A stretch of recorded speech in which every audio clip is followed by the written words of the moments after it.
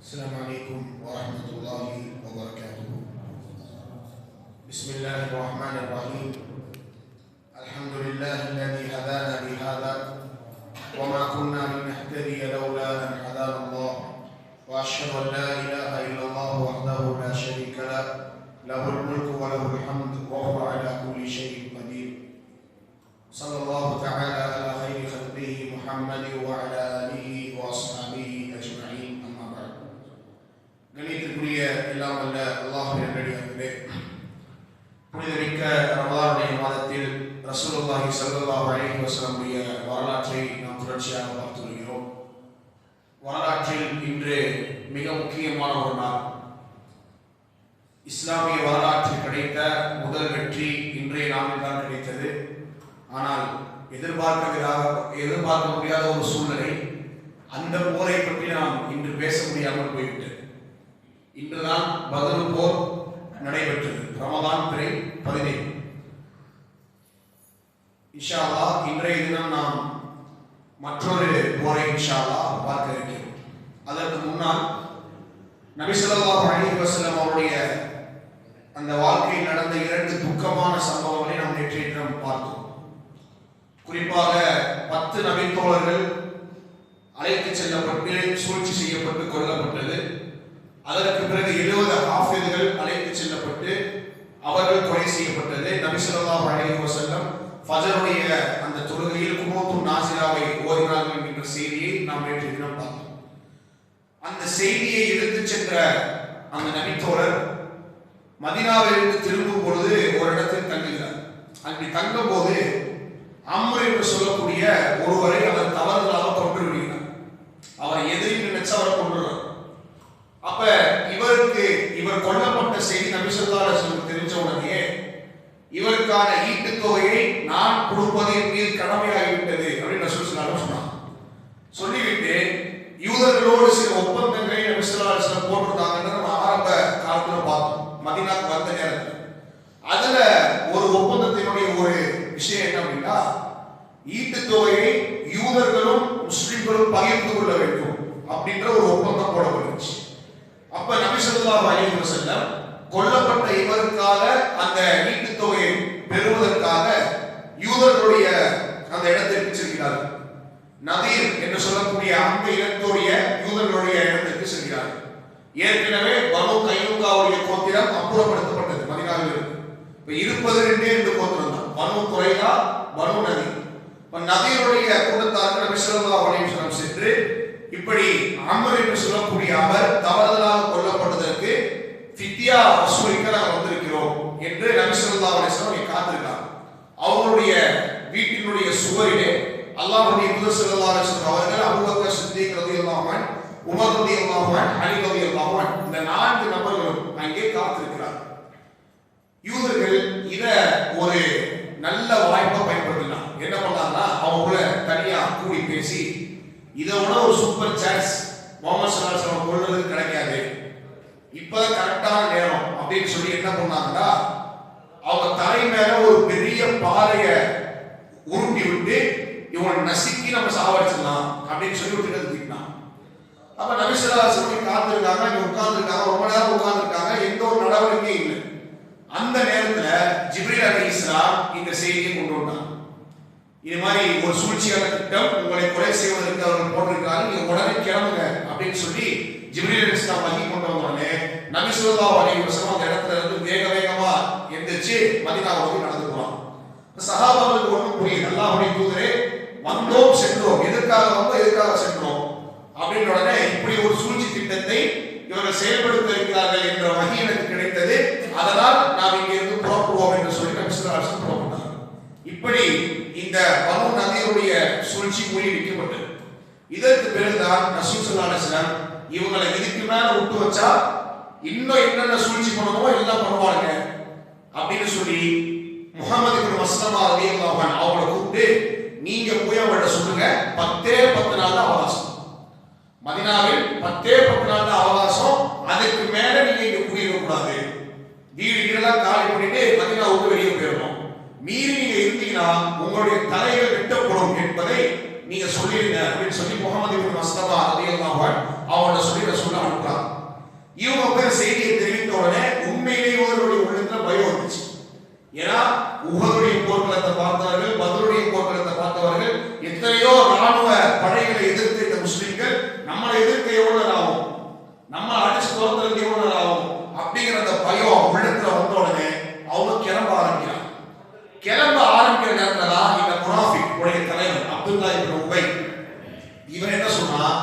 நீங்க கிளம்பாதீங்க, உங்களுடைய கோட்டைகளை நீங்க இருங்க, அதே நேரத்தில் நாங்க உங்களுக்கு உதவி செய்வோம்.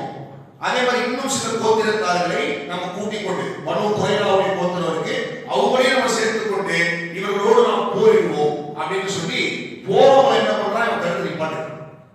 அப்ப அந்த தலைவர் பனு நதீர் என்று சொல்லக்கூடிய அந்த கூட்டத்துடைய தலைவர் என்ன பண்றா, ஒரு கடித எழுதி ரசூலுல்லாஹ் கொடுக்கிறோம். என்னன்னா, நாங்க போக மாட்டோம், உங்களால முடிஞ்சதை செஞ்சுக்கோங்க, நாங்க போர் செய்ய தயார் அப்படின்னு சொல்லி இவன் மூல செலவு பண்ணி இருக்க வச்சிருந்தான். இவன் கடிதத்தை ரசூல் ஸல்லல்லாஹு அலைஹி வஸல்லம் எழுதினான். நபி ஸல்லல்லாஹு அலைஹி வஸல்லம் இதற்கு பிறகுதான் ஒரு படையை அழைத்துக் கொண்டு அலி ரலியல்லாஹு அன்ஹு கொடியை கொடுத்து நபி ஸல்லல்லாஹு அலைஹி வஸல்லம் போறான். போய் அந்த கோட்டை பனு நதீருடைய கோட்டையை முற்றுகையிட்டான். ஏறத்தாழ 15 நாட்கள் அந்த கோட்டையை முற்றுகையிட்டாங்க. ஆனா இங்க என்ன நடந்துச்சு அப்படின்னா, அந்த பனு நதீருக்கு யாரு சப்போர்ட்டா நாங்க வரோம்னு சொல்லியிருந்தாங்களோ ஒரு பையன் அந்த கோட்டைக்கு வரல. இவங்க தனியா மாட்டிக்கிட்டாங்க. இவங்க பேச்சை நம்பி இவங்க ஏமாத்திட்டாங்க. அப்ப நபி ஸல்லல்லாஹு அலைஹி வஸல்லம் தாக்குதலை ஆரம்பிச்சாங்க. முன்னாடி இருந்த அந்த தோட்டங்கள், அவங்கள்ட்ட அந்த பேரிச்சம்பழம் மரம் தோட்டம் இருந்தனால அதை யூஸ் பண்ணி என்ன பண்ணாங்கன்னா அம்புகளையும் கல்லையும் விட்டு எரிஞ்சாங்க.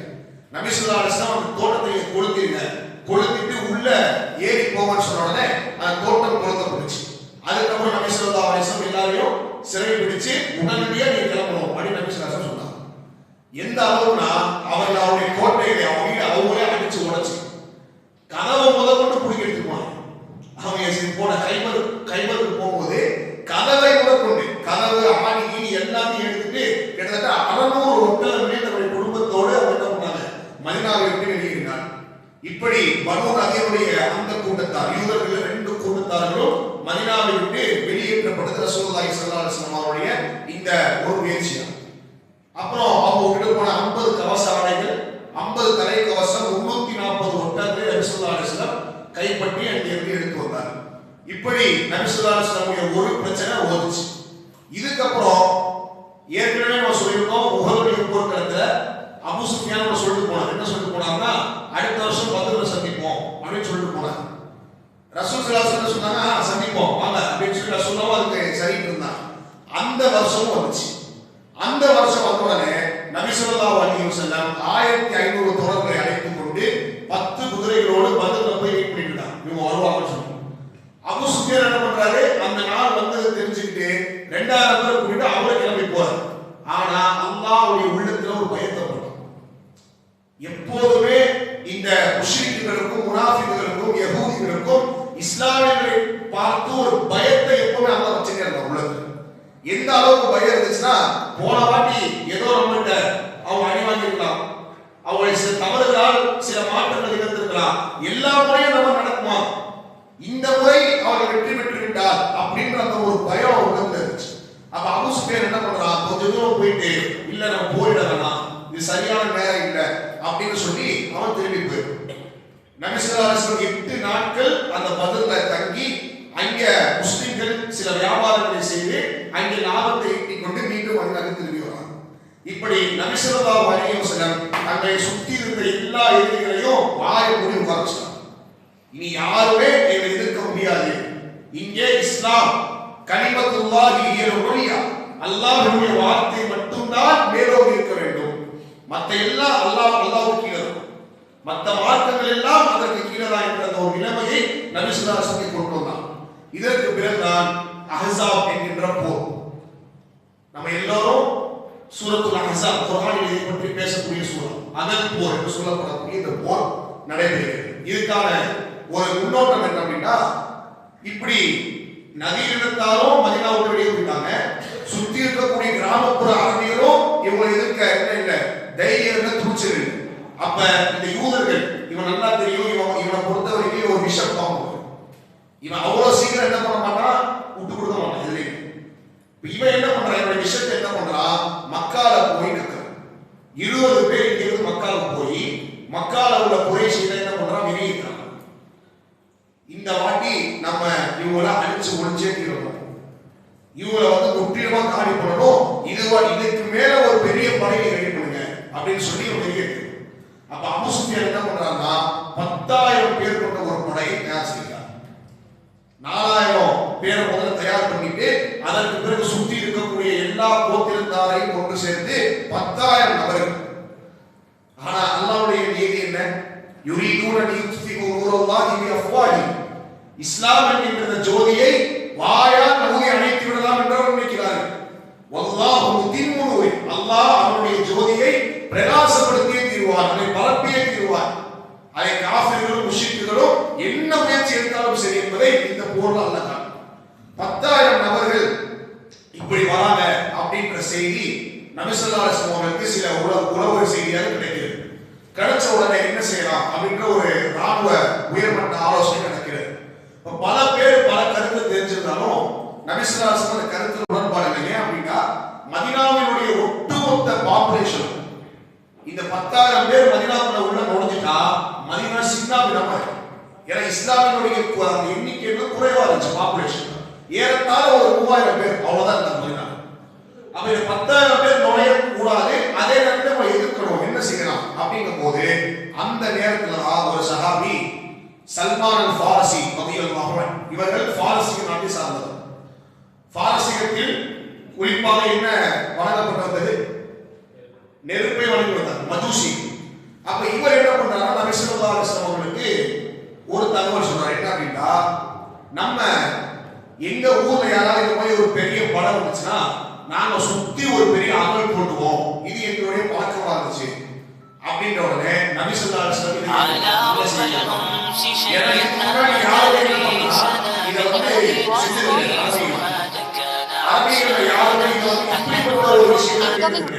அப்ப சல்மான் அல் ஃபாரசியினுடைய அந்த விஷயத்தை நபி ஸல்லல்லாஹு அலைஹி வஸல்லம் ஏற்றுக்கொண்டு அகல் கொண்டு ஆரம்பிக்கிறார். ஒவ்வொரு 10 நபரா நபி ஸல்லல்லாஹு அலைஹி வஸல்லம் பிரிச்சு விட்டு ஒவ்வொருத்தரும் 40 முழம் நீங்கள் அகல் கொண்ட வேண்டும்.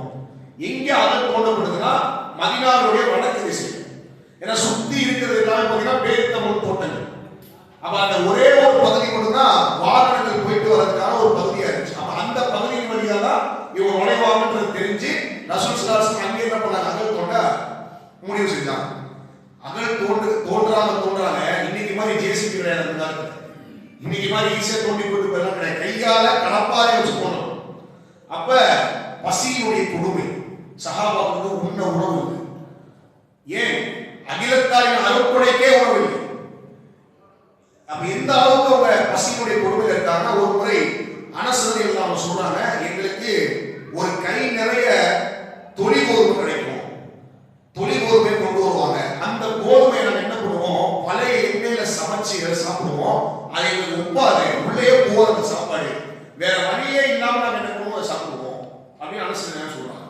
இன்னொரு இடத்துல சொல்றாங்க, அபூ தர்தா அவங்க சொல்றாங்க, நாங்க என்ன பண்ணோம்? ரசூலுல்லாஹ் போனோம் ஒரு வாட்டி. அல்லாஹ்வுடைய தூதர் அவர்களே, பாருங்க நாங்க பசியில வாழ்றோம், வயிற்றுல பாருங்க ஒரு கல்ல கட்டி இருக்கோம் அப்படின்னு நாங்க காமிச்சோம். ரசூலுல்லாஹ் அவங்களுடைய ஆலயத்தை வந்து காமிச்சு 2 கல் கட்டப்படும். உங்களோட நான் அதிகமான பசியில இருக்கின்றத நபி ஸல்லல்லாஹு அலைஹி வஸல்லம் வெளிப்படுத்தலாம். இப்படிப்பட்ட ஒரு தலைவர், இன்னைக்கு தலைவர்கள்லாம் சொகுசு வாழ்க்கையை வாழ்ந்த மாதிரி ரசூலுல்லாஹ் வாழ.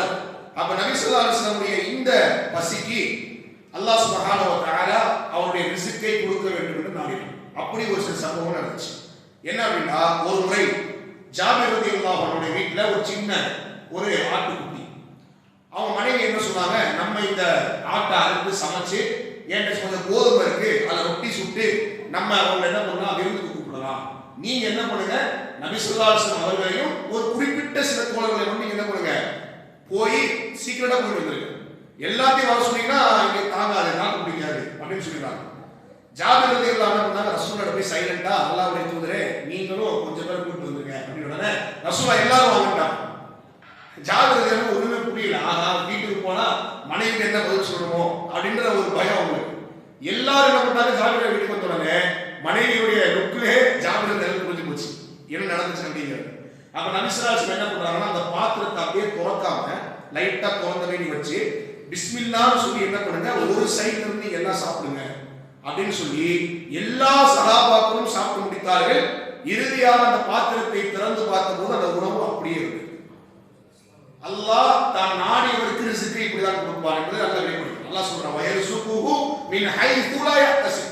அவர் எண்ணி பார்க்காத புறத்திலிருந்து நாம் அவருக்கு ரிஸ்கை கொடுப்போம். யாருக்கு? யார் அல்லாஹ்வை அஞ்சி வாழ்கிறார்கள். அப்ப ரசூலுல்லாஹ் சொன்னாங்க, நீங்கள் ஒருவேளை இந்த பாத்திரத்தை துறக்காமல் இருந்திருந்தால், முழுவதுமாக நீங்கள் துறக்காமல் இருந்திருந்தால் மறுமை நாள் வரை வரக்கூடியவர்கள் இந்த உணவு அறிந்திருப்பார்கள். அல்லாஹ் நாடி இருந்தான். அப்படிப்பட்ட ஒரு ரிஸ்கை அல்லாஹ்.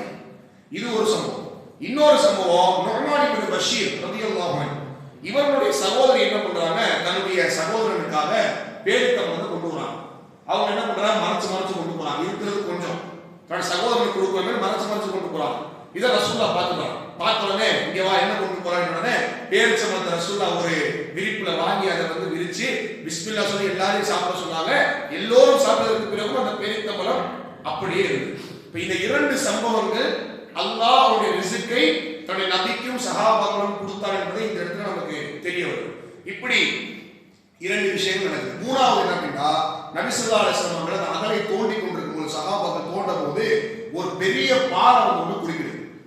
அதை உடைக்க பார்க்கறாங்க, உடைக்கவே முடியல. அப்ப ரசூலுல்லாஹ் கூப்பிட்டு இப்படி ஒரு பாறை இருக்குன்னு உடனே நபி ஸல்லல்லாஹு அலைஹி வஸல்லம் பிஸ்மில்லாஹ் என்று சொல்லி முதல் அடி அடிச்சாங்க.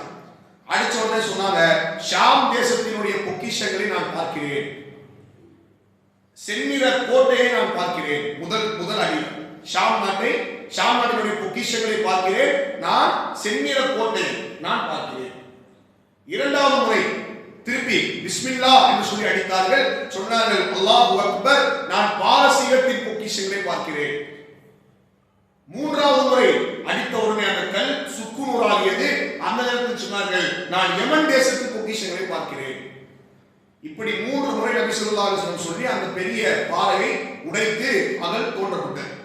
இதற்கு பிறகுதான் நபி ஸல்லல்லாஹு அலைஹி வஸல்லம் 3000 வீரர்கள், ரசூலுல்லாஹ்வுடைய படை, இஸ்லாமிய படை 3000 வீரர்கள், அவர்கள் 10,000. அந்த 3000 பேர் என்ன பண்றாங்கன்னா, அந்த அகலை சுத்தி தான் போரே. இந்த போரை பொறுத்தவரைக்கும் என்ன ஸ்பெஷாலிட்டினா, நேருக்கு நேர் சண்டை கிடையாது, வாள் சண்டை பெருசா கிடையாது. நடந்ததே சில அம்பெரி வீரர்கள் சில அம்பை எரிஞ்சாங்க, அவ்வளவுதான் போரே. அப்ப அந்த அகலை சுத்தி எல்லாரும் நிற்கிறாங்க. குறைஷிகள் வந்த உடனே திகைச்சு போயிடுறாங்க. பார்த்து இப்படிப்பட்ட ஒரு பிளானா இருக்கு, இதை எப்படி நம்ம போறோம், கடந்து போறோம் அப்படின்னு சொன்னோடனே அதுல சில பேர் என்ன பண்றான், நம்ம அகலுக்குள்ள இறங்கி அந்த வழியா போயிடுவோம் அப்படின்னு சொல்ல போய் சில பேர் என்ன பண்றான், துணிஞ்சு ஒரு 3 பேர் உள்ள இறங்குறாங்க. அதுல ஒருத்தர் யாருன்னா அபூஜஹலுடைய மகனா இக்ரிமா. இவர் என்ன பண்றாரு, இவர் உள்ள இறங்குறாரு. இவரோட சேர்ந்து இன்னொரு 2 பேர் என்ன பண்றாங்க, உள்ள இறங்குறாங்க. ஆனா அவருடைய குதிரை உடைய கால் மாட்டி. இதை பார்த்த அலி ரலியல்லாஹு அன்ஹு சில தோழர்களை அழைத்துக் கொண்டு அவங்களோட சண்டைக்கு போறாங்க. சண்டைக்கு போன உடனே அதுல அம்ருன்னு சொல்லக்கூடிய ஒருத்தர், இவன் வந்து இவனை மக்காவாசிகள் எப்படி வச்சிருந்தாங்க அப்படின்னா, இவனுடைய தாக்குதல் 10 பேருடைய தாக்குதலுக்கு சமம், அப்படிப்பட்ட பலமிக்கவன் இவன் அப்படின்னு சொல்லி இந்த அம்ரு இறக்கிட்டான். அம்ரு கேட்டான், என்னோட மோதுறதுக்கு யார் தயார், என்னோட மோதுறதுக்கு யார் தயார்? அப்ப பதில் சொன்னாங்க, அலி ரலியல்லாஹு அன்ஹு, நான் தயார். அப்படி சொல்லி கொஞ்ச நேரம் சண்டை ஆரம்பிச்சு கொஞ்ச நேரம் ஆகல, அலி ரலியல்லாஹு அன்ஹு கொடுத்துட்டான். குறைஷிகளுக்கு ஒண்ணுமே புரியல, இவ்வளவு பலசாலியை இவ்வளவு லேசாக அலி ரலியல்லாஹு அன்ஹு கொண்டு விட்டாரே அப்படின்ற விஷயம் புரியுது. இப்படி சில சண்டைகள் தான் என்ன நடந்துச்சு, அகல் சுத்தி நடந்துச்சு. நிறைய பேர் என்ன பண்ணா அப்படின்னா, அகல் இருந்து தாண்டி அப்படி போயிடலாமான்னு பார்த்தாங்க, முடியல. இல்ல அகலுக்கு நேரம் ஒரு பாதையை ஏற்படுத்தி அப்படியாவது போயிடலாமா பார்த்தா அதுவும் முடியும். அப்படிப்பட்ட ஒரு அகலை நபி ஸல்லல்லாஹு அலைஹி வஸல்லம் தோண்டி வைத்திருந்தார். இதற்கு பிறகுதான் ரசூலுல்லாஹி ஸல்லல்லாஹு அலைஹி வஸல்லம் அவர்கள் இப்படி அந்த போர் பல நாட்கள் நீடிக்கிறதுனால என்ன பண்றாங்கன்னா, தொழுகையில் சில சஹாபாக்கள் விடக்கூடிய நிலைமை வந்தது. ஒரு முறை உமர் ரலியல்லாஹு அன்ஹு ரசூல் திட்டிட்டே வராங்க, அல்லாஹ்வுடைய தூதர் அவர்களே, சூரியன் மறைய போகிறது, நான் இன்னும் அசர் தொழவில்லை. அப்ப ரசூலுல்லாஹ் சொன்னாங்க, நானும் தொழலப்பா அப்படின்னு சொல்லி நபி ஸல்லல்லாஹு அலைஹி வஸல்லம் தொழ வைத்தார்கள். அசரை தொழுதுவிட்டு பிறகு மக்ரிபை தொழ வைத்தார்கள். இப்படி பல நேரங்கள் தொழுகையில் ஈடுபட்டதால் சஹாபாக்களுக்கு ஒரு பெரிய பிரச்சனையா இருந்துச்சு. இதுக்கப்புறம் நபி ஸல்லல்லாஹு அலைஹி வஸல்லம் ஒரு துஆவை கேட்டாங்க. என்ன துஆ அப்படின்னா, யா அல்லாஹ், இவருடைய இல்லங்களையும் இவருடைய கபறுகளையும் நீ நெருப்பால் நிரப்புவாயாக. ஏன்னா இவர்கள் எங்களை தொழுகையை விட்டு தடுத்து விட்டார்கள். இப்ப தொழுகைக்கு எவ்வளவு முக்கியத்துவம் பாருங்க. தொழுகை என்பது ஒரு முஸ்லிமிற்கும் ஒரு காஃபிருக்கும் உள்ள இடைவேளையே தொழுகை தான். அவனை வித்தியாசப்படுத்துவதே இந்த தொழுகை தான். இப்ப எந்த காரணத்திலும் நபி ஸல்லல்லாஹு அலைஹி வஸல்லம் தொழுகை விட்டது போர்க்களத்தில் கூட. எப்படின்னா, ஒரு படை அங்க சண்டை போட்டுட்டு இருக்கும், ஒரு ஜமாத் நடந்துட்டு இருக்கும், ஒரு படை போரிட்டு இருக்கும். இந்த தொழுகை இவங்க முடிச்ச உடனே அவங்க போய் போரிடுவாங்க, இவங்க தொழுவாங்க. அப்ப போர்க்களத்திலேயே விடப்படாத தொழுகையை இன்று நம்ம எவ்வளவு அசால்ட்டா இருக்கணும். ரமதானுடைய காலங்கள்ல பள்ளிவாசல் நிலைமை வருகிறது. ரமதான் முடிந்ததற்கு பிறகு பள்ளிவாசல் நிலைமை என்ன, ஃபஜ்ருடைய நிலைமை என்ன, குறிப்பா அப்ப இந்த விஷயங்கள் புரிய வருதுன்னா மார்க்கத்தில் எல்லாவற்றிற்கும் ஒரு பேக்கப் இருக்கு. நீங்க விட்டீங்கன்னா இதுக்கு பரிகாரம். நோம்பு விட்டுட்டீங்க, இன்னொரு நாள் வச்சுக்கலாம், பிரச்சனை கிடையாது. ஜக்காத் கொடுக்குற அளவுக்கு காசு இல்ல, பரவாயில்ல. ஜக்காத் கொடுக்குற அளவுக்கு உங்களுக்கான அந்த காசு வந்ததுக்கு நீங்க கொடுத்துக்கலாம். வாழ்க்கையில ஒரே ஒரு முறை ஹஜ் கடமை, அதற்கான பணம் வந்ததற்கு பிறகு நீங்கள் ஹஜ் செய்து கொள்ளலாம். ஆனால் தொழுகைக்கு மாத்திரம் எந்த விதமான ஒரு இதுவும் கிடையாது, எக்ஸ்கியூஸும் கிடையாது. பயணத்தில் இருந்தாலும் தொழுகை, போரில் இருந்தாலும் தொழுகை. இப்ப இதுதான் இங்க குறிக்கு இந்த சம்பவம், அதை தான் நமக்கு ஞாபகப்படுத்துகிறது. இதற்கு பிறகு நபி ஸல்லல்லாஹு அலைஹி வஸல்லம் அவருடைய அந்த அகல் போர் தொடர்கிறது. ஒரு 6 நபர்கள், முஸ்லிம்ல இருந்து ஒரு 6 நபர்கள் மட்டுமே கொல்லப்பட்டாங்க அம்பெரியர்கள் மூலமா. அதே மாதிரி குறைஷிகள் தரப்புல இருந்து ஒரு 10 பேர் கொல்லப்பட்டாங்க. இதுதான் இங்க நடந்த விஷயம். இதுக்கப்புறம் இப்ப இங்கதான் ஒரு ட்விஸ்ட் என்ன அப்படின்னா, இது வரைக்கும் முஸ்லிம்கள் குறைஷிகளை எதிர்த்து இருந்தாங்க. அங்கே ஒரு கூட்டம், இங்கே ஒரு கூட்டம். ஆனா நான் ஏற்கனவே சொல்லியிருந்தேன், இந்த யூதர்களுடைய ஒரு மிக கெட்ட குணம் என்ன அப்படின்னா, எப்பயாவது ஒரு சான்ஸ் கிடைச்சாதான் முதல்ல குத்திடலாம் அப்படிங்கிறத ஒரு பெரிய கெட்ட குணம். இப்ப இந்த சான்ஸ் என்ன பண்ணா அப்படின்னா அவன் யூஸ் பண்ணிக்கலாம். என்ன பண்றான் அப்படின்னா, இங்க இருந்து குறைஷிகளுடைய கூட்டத்துல இருந்து ஒருத்தன் என்ன பண்றான், யூதர்களை உசுப்பேற்றி விடுறதுக்கு இங்க வரான். யூதர்கள்ட்ட வரான்.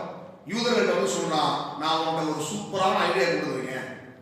என்ன ஐடியா அப்படின்னா, எங்களுடைய படை 10,000 பேர் நிற்கிறாங்க, நீங்க மதீனாக்குள்ள இருக்கீங்க, நீங்க மதீனாக்குள்ள இருந்து இவங்க அடிங்க, நாங்க அங்கிருந்து அடிக்கிறோம், ஈஸியா பண்ணிடலாம், இவங்களை காலி பண்ணிடலாம் அப்படின்னு சொல்லி இவன் வந்து ஒரு ஐடியாவும் கொடுக்குறான்.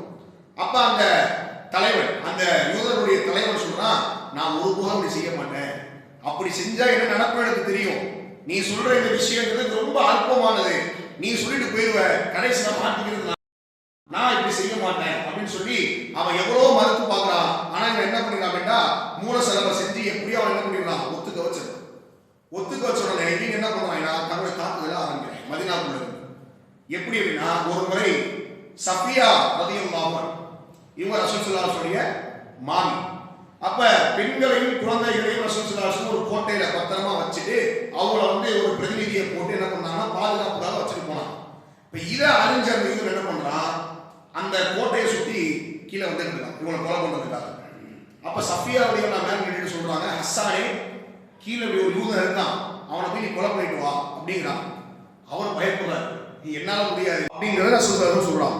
இவங்க போய் அப்படி விசாரிக்கிறாங்க. விசாரிச்ச உடனே இது உண்மைன்னு தெரிஞ்ச உடனே அங்க இருந்து அலல் கரா அப்படின்னு சொல்லி இவங்க சைகை மூலமா சொல்றாங்க. இந்த அலல் கரா அப்படிங்கிறது என்னன்னா, அந்த 70 பேர் கொல்லப்பட்டாங்க பாருங்க, அந்த சம்பவத்தை சுட்டி என்ன பண்ணது சொல்லு, ரஜி கொடுத்தார கொல்லப்பட்ட அந்த சம்பவத்தை சுட்டி சொல்லக்கூடிய 2 வார்த்தையை வச்சு ரசூலுல்லாஹ் புரிஞ்சுக்கிறாங்க, ஆஹா இவங்க விஷயத்தை கட்டிட்டாங்க. நீங்கள் உங்களுடைய பார்வையை பார்த்தவாறே இருந்தீர்கள், தொண்டை குழியை அந்த பயம் என்பது உங்களை அணைக்க வைத்தது, அப்படிப்பட்ட நிலைமையில அல்லாஹ் உங்களுக்கு உதவி செஞ்சான் அப்படிங்கிறத குர்ஆன் வசனத்தின் மூலமா அல்லாஹ் என்ன பண்ணான், அல்லாஹ் இறக்கணும். இப்ப என்ன ஆச்சு அப்படின்னா, நபி ஸல்லல்லாஹு அலைஹி வஸல்லம் அவர்கள் 2 சஹாபாக்களை கூப்பிட்டு சில திட்டங்களை கேட்கிறாங்க, என்ன செய்யலாம் அப்படின்னு கேட்கிறாங்க. ஒண்ணு, நம்ம பெண்களை குழந்தைகளை பாதுகாக்க வேண்டும், அதனால ஒரு கூட்டத்தார் நீங்க போயிருங்க, கிளம்பி அங்க போய் பாதுகாப்புக்கு இருங்க. 2வது திட்டம் என்ன அப்படின்னா, நம்மளுடைய பேரிச்சம்பழங்கள் மரம், மதீனாவுடைய பேரிச்சம்பழங்கள்ல இருந்து ஒரு 1/3 அதுல இருக்கக்கூடிய ஒரு பகுதியை நம்ம அவங்கள்ட்ட கொடுத்து, குறைஷிகள்ட்ட நம்ம கொடுத்து நம்ம சமாதான உடன்படிக்கை செஞ்சுக்கலாமா, நாங்க இப்படி வரக்கூடிய ப்ராஃபிட் உங்களுக்கு கொடுக்குறோம், நீங்க இவ்வளவு சண்டை போடாதீங்க, கிளம்பி போயிருங்க அப்படின்னு சொல்லி நம்ம பேசலாமா அப்படின்னு சொல்லி நபி ஸல்லல்லாஹு அலைஹி வஸல்லம் சஅத் பின் உபாதா அவங்களுடைய சஅத் பின் முஆத் கேட்கிறாங்க. கேட்ட உடனே அவங்க சொல்லிடுறாங்க, அல்லாஹ்வுடைய தூதரே, அல்லாஹ்வுடைய கட்டளையாக இருந்தால் நம்ம கொடுக்கிறோம், எந்த மாற்று கருத்தும் இல்லை, உங்களுடைய யோசனையாக இருந்தால் ஒருபோதும் நாங்கள் அடிபணிய மாட்டோம், ஒருபோதும் நாங்கள் அடிபணிய மாட்டோம்.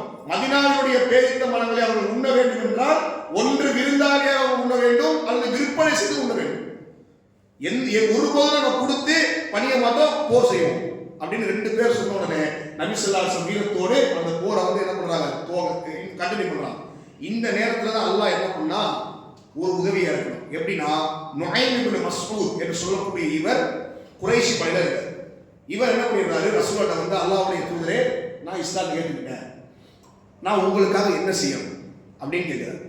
அப்ப ரசூலுல்லாஹ் சொல்றாங்க, நீங்க ஒரு ஆள் உங்களால என்ன செய்ய முடியும், வேணா ஒண்ணு பண்ணுங்க, இந்த படையை வந்து திருப்பி விட்டுருங்க, எப்படியாவது எங்கள்கிட்ட இருந்து திருப்பி விட்டுருங்க, அந்த வேலையை நீங்க செய்யுங்க, அதுதான் போர் தந்திரம் அந்த விஷயம், நீங்க திருப்பி விட்டுருங்கன்றான். அப்போ அவர் என்ன பண்றாருன்னா நேரா இங்க போறாரு, குறைதா அந்த 26 போறாரு, மனு குறைதா இது ஒப்பந்தம் மீறினது, குறைதா தான் போறாரு. போய் சொல்றாரு, இந்த மாதிரி குறைஷிகள் சண்டை போட்டுருக்காங்க, என்ன நீங்களும் சேர்ந்து இப்ப என்ன பண்றீங்க, ரசூலுல்லாஹ் அடிக்கிறதா தகவல் வந்திருக்கு. குறைஷிகள் வந்து போர் முடிச்சுட்டு அவன் ஊருக்கு போயிடுவான், தோத்தாலும் ஜெயிச்சாலும் அவன் என்ன பண்ணிடுவான், சைலண்டா அவன் ஊருக்கு போயிடுவான், அவனுக்கு மதீனாவுக்கு சம்மந்தம் கிடையாது.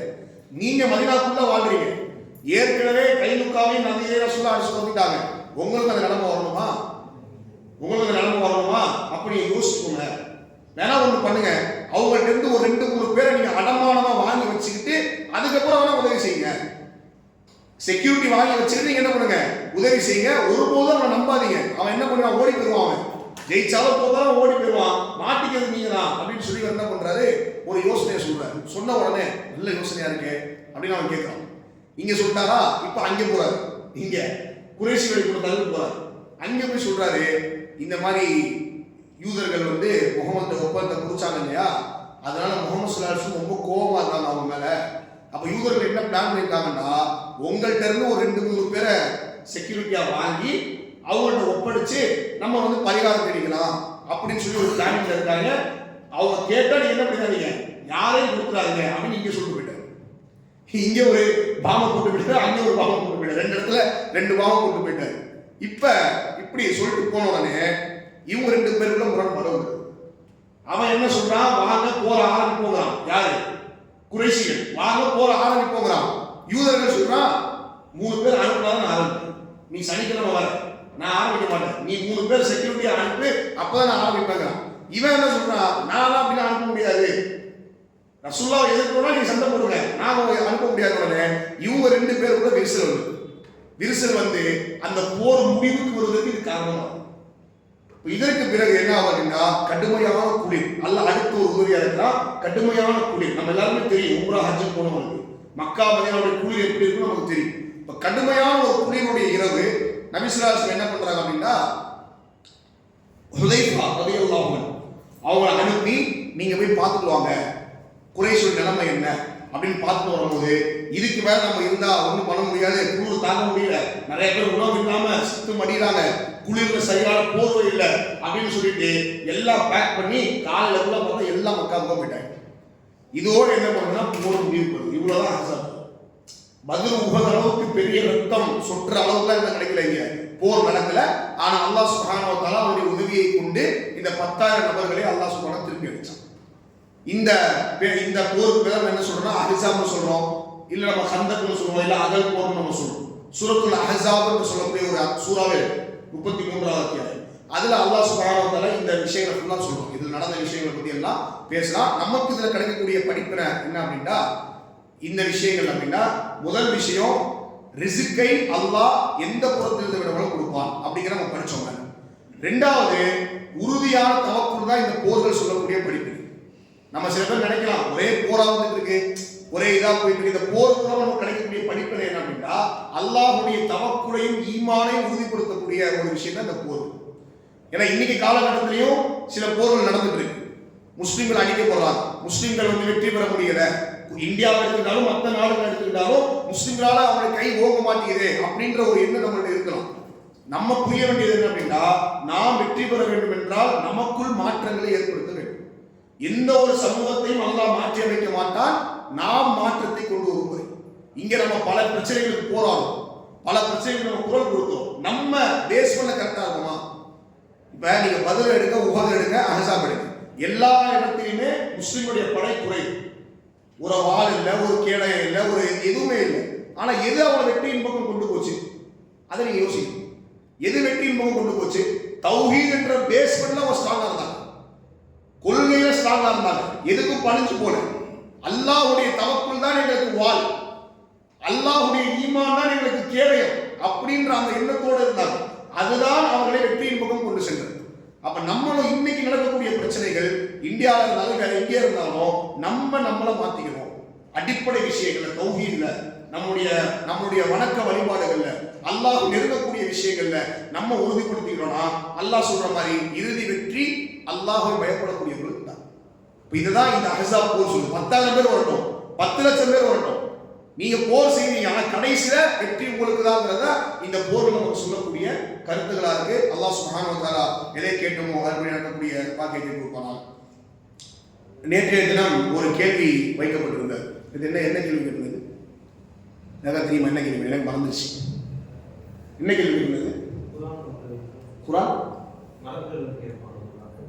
மலக்குகள் இறங்கி மலக்குகள் இறங்கி இவருடைய குர்ஆனுடைய அந்த கிராத்தை கேட்பார்கள். நபி தோழர் யார் அப்படின்னு உடனே உஸைத் இப்னு ஹுதைர் ரலியல்லாஹு அன்ஹு. நம்ம ஏற்கனவே சொல்லியிருந்தோம் இல்லையா, மதீனாவினுடைய முதல் அழைப்பாளர்கள் அந்த ஒரு நபி தோழர் தான் உஸைத் இப்னு ஹுதைர் ரலியல்லாஹு அன்ஹு. இவருடைய அந்த கிராத்தை வானவர்கள் இறங்கி வந்து கேட்பாங்க நபி ஸல்லல்லாஹு அலைஹி வஸல்லம் சொன்னாங்க. இது ஒரு. இப்போ இன்னைக்கு கேள்வி ரொம்ப ஈஸி, 2 கேள்விகள், ஆனா கொஞ்சம் குழப்பற மாதிரி இருக்கும். குர்ஆனில் இறுதியாக இறக்கப்பட்ட சூரா எது? இறுதியாக இறக்கப்பட்ட வசனம் எது? இறக்கப்பட்ட சூரா நிறைய பேர் கண்டுபிடிச்சிருப்பீங்க, இப்ப கூட சொல்லிருக்கீங்க. கேட்டா இறக்கப்பட்ட வசனத்துல ஒரு சின்ன ட்விஸ்ட் இருக்கு. அது என்ன வசனம் இன்ஷா அல்லாஹ் கண்டுபிடிச்சிடுவாங்க இன்ஷா அல்லாஹ். ஆண்கள் தெரிஞ்சா இப்பவே சொல்லணும், பெண்கள் வந்து அவங்க எழுதி வருவாங்க, நீங்க ஆண்கள் தெரிஞ்சா சொல்லலாம் இன்ஷா அல்லாஹ். கெஸ் பண்ணலாம். கடைசி இறக்கப்பட்ட சூரா சொல்லுங்க இல்ல 5:3 கடைசி இறக்கப்பட்ட வசனம். ஓகே, அதுல என்ன பதில்? நியமதி. ஓகே, கடைசி இறக்கப்பட்ட சூரா இதா ஜா ரசூல். இப்ப இவங்க சொன்னாங்க இல்லையா, அந்த சூரத்துல் மாயிதாவுடைய 3வது வசனம் அதுவும் சொல்லப்படுது. இன்னொரு அறிவிப்பு என்ன வருதுன்னா சூரத்துல் பக்ராவில் வரக்கூடிய ஒரு வசனம் அதுவும் வருது. இது ரெண்டுமே வருது இன்ஷா அல்லாஹ். வத்தகு யௌமன் துர்ஜவுன ஃபீஹி இலல்லாஹ் அப்படிங்கிற அந்த ரெண்டுமே என்ன ஆகுது? ரெண்டு விஷயங்கள் வருது இன்ஷா அல்லாஹ். ரெண்டுமே சரியான பதில். கடைசியா இறக்கப்பட்ட சூரா இதா ஜா ரசூல் இன்ஷா அல்லாஹ். ஜஸாக்கல்லாஹு கைரன். அஸ்ஸலாமு அலைக்கும் வரஹ்மத்துல்லாஹி வபரகாத்துஹு. சுப்ஹானல்லாஹி வ பிஹம்திஹி அஷ்ஹது அல்லா இலாஹா இல்லா அன்த அஸ்தக்ஃபிருக வ அத்தூபு இலைக்.